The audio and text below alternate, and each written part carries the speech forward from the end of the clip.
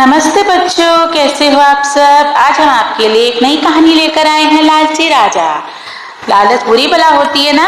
तो अब नानी इसमें आपको पढ़ के बताएंगे कहानी किस बारे में है, तो ध्यान से सुनना। ओके।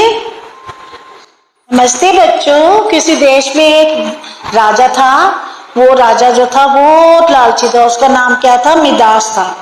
वह बहुत राज्य करता था। राजा बड़ा ही लालची था। वह चाहता था कि उसके पास इतना सोना हो जाए कि वह संसार का सबसे अमीर आदमी बन जाए। एक दिन राजा मिदास अपने खजाने में बैठे सोने के सिक्के गिन रहा था। अचानक वहां एक देवदूत आया।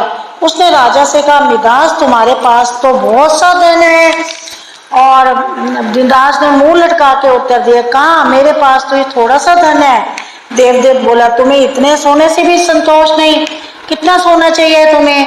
राजा ने कहा, मैं तो चाहता हूँ कि मैं जिस वस्तु को हाथ लगाऊं वही सोने की हो जाए। देवदत्त हंसा और बोला, अच्छी बात है, कल सवेरे से तुम जिस वस्तु को छूओगे वही सोने की हो जाएगी। ऐसा वरदान देकर देवदूत चला गया।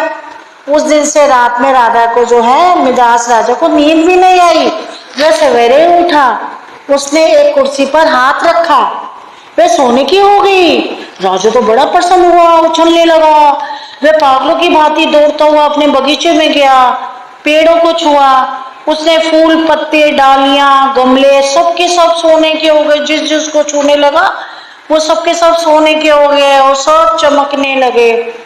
दौड़ते दौड़ते जो मिदास राजा था वो बहुत थक गया था। उसे अभी तक यही नहीं पता चला था कि उसके कपड़े भी सोने के होकर बहुत भारी हो गए थे।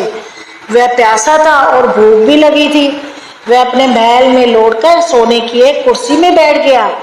एक नौकर ने उसके आगे भोजन और पानी लाकर रख दिया, लेकिन जैसे ही राजा ने भोजन को हाथ लगाया, भोजन सोने का हो गया। उसने पानी पीने के लिए गिलास उठाया तो गिलास और पानी भी सोने का हो गया। राजा के सामने सोने की रोटियां, सोने के चावल, सोने के आलू, सोने की सब अच्छी अच्छी चीजें खाने वाली रखी थी। और वह बड़ा भूखा भी था, प्यासा भी था। सोना चबाकर वह कैसे खाता और वह अपनी भूख कैसे मिटाता?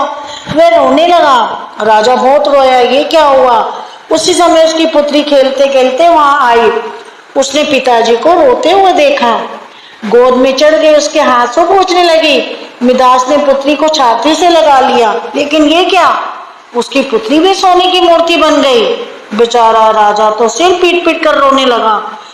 बहुत रोया, मैं क्या करूं, मैंने कितना लालच करा। ये वो अपने देवदूत को याद करने लगा।